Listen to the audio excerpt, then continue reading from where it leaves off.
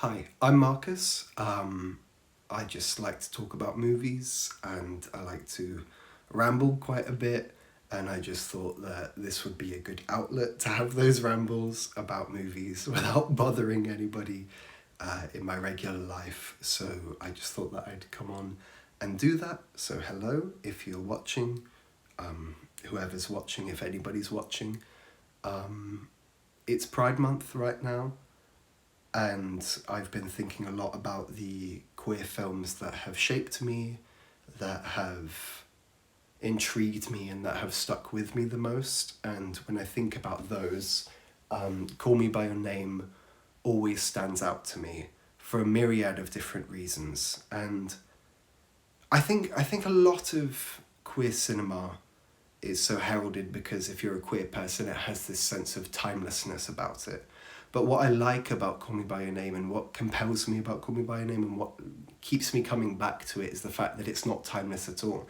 In fact, time already has been kind of unkind to Call Me By Your Name. But for context, I first watched it when I was 17 years old in May of 2018. I saw it at the cinema with my friend the day before a family holiday. And the film really deeply affected me on a very, very profound level. I felt incredibly seen by the movie and I felt incredibly read by the movie, and I didn't really know how to react to it as someone who was closeted at the time. And then suddenly I was whisked on this family holiday where I just fell into this depression, just trying to be happy whilst this film had totally kind of restructured the way that I felt about myself and the way that I felt about the world around me. And that cinema experience is one that I will treasure for the rest of my life. I remember it being so profoundly moving that at first I kind of rejected the film. I didn't know what to do with it in my head. And it's a film that I fell in love with the more and more I thought about it. The more time has gone on, the more times I've rewatched this film over and over and over again with different people in my life, with different friends and different family, and it's been universally beloved by almost everybody in my life. I've had a couple of friends who I would call kind of like the early critics who reflected early on the complaints that I hear a lot kind of all over the place now. And I find it very interesting how those complaints have kind of spread and developed to the point at which now, when you talk about the film, it's almost a coin toss as to whether or not people are going to absolutely love it and have that connection or hate it because they consider it problematic. But I think the problematic elements are what makes it so compelling to revisit. Because, yeah, it's a film about memory, it's a film about experiencing something for the first time and experiencing it wholeheartedly and innocently and blindly and with naivety. And I think that that was how I felt watching it over the past couple of years. Was I watched the film naively. I watched the film never questioning things like the age gap relationship in the film, because I saw parts of myself in Elio, and with him I fell in love with this man who came in and swept us all off of our feet. But then what do we do when that man ends up being kind of a monster, you know? That's where fans of this film found themselves after the allegations made against Armie Hammer. And we felt, well, I don't know about anybody else, but I felt quite betrayed by that somehow, as if I had been kind of personally affected in some way. I don't know. I think that that character meant a lot to me and to a lot of other people, and to see the face of that character connected to something as horrible as what Armie Hammer was accused of is really disquieting and disturbing. And then I rewatched the film after that, and I realised that one perspective that you can see the film from is that of betrayal, is that of looking back and going, God, those were beautiful times before I realised, you know? And the whole film has the feeling of a memory. It's supposed to have the dreaminess of a memory, and the colours of a memory, and the textures of a memory, and the vignetted kind of moments of a memory, you know. And these are the memories of Elio, as you know. And I think that it's interesting and unique that for us as an audience, these memories have been tainted in the same way that they have been for Elio. And I think it's something that has kind of in some perverse way elevated the film for me, is the fact that as I'm swept up in these memories, I'm reminded of the artifice of them in the same way that maybe Elio is, you know, when he looks back at those memories of falling in love with for the first time, knowing that this man has a second life with a woman who is actually the one that he's going to pick one day, you know, that disconnection that he must feel from those memories, you know, reflects the disconnection that we feel every time that we remember what Armie Hammer's done, or we remember that maybe the age gap being depicted is problematic, you know. And I don't know, I think that it makes the film work on two different levels. I don't know what else to say about it, really. I just find it very, very interesting when kind of life imitates art on that level, and when we can't experience the art without considering the life around it and the lives ruined by those within it, allegedly. Is it alleged? I don't know. I'm just saying that because you got to be safe, you know. Excuse my red puffy eyes, by the way. My hay fever is through the roof.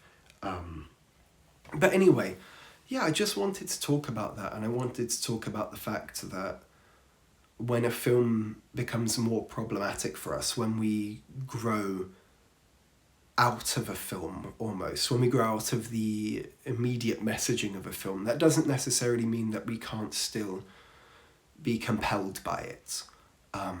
And we should keep watching the film if it's a film that fascinates us, and I think it's still an incredibly beautiful and moving and textural and sensual film.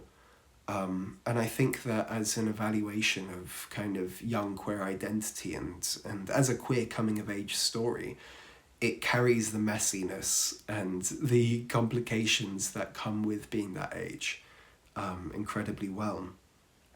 And I just think, you know, if you haven't watched it in a while and you kind of love the film as much as I do, I can't recommend giving it a rewatch enough. I think it's just something really properly special. But there's another thing I wanted to talk about when it comes to the film. And again, if this bores you, bye, no worries. But I wanted to talk about, hear me out, I wanted to talk about this disc here of the film. Now, when I saw the film in cinemas, I remember vividly the gorgeous, rich colours of it. I remember the colours being so overwhelming at points that I felt like when the sun hit the grass, I felt like I was starting to sweat from the heat of it all. I remember the brightness of that infamous peach when it's plucked off of the tree. I remember the rich brown of the Nutella being spread across the pancakes, and the apricot juice, and all of those gorgeous bright colours. And I got the original Blu-ray at home, and all of those colours were still there. Obviously, but it didn't have the same size, obviously, of seeing it on a cinema screen. It was more condensed, but still detailed and beautiful and rich and textural, and more than anything else, colourful. And one day I saw somebody on eBay selling this 4K disc from America. And I thought, oh my God, I love this film. Of course I'm going to get that disc. I would love to see it as I saw it in that cinema again. I would love to recapture that experience again, relive that memory again. And I put the disc in. And this new release, the colours are so different. They're so desaturated and faded. Everything has this green tone as if it's starting to be molded over, you know?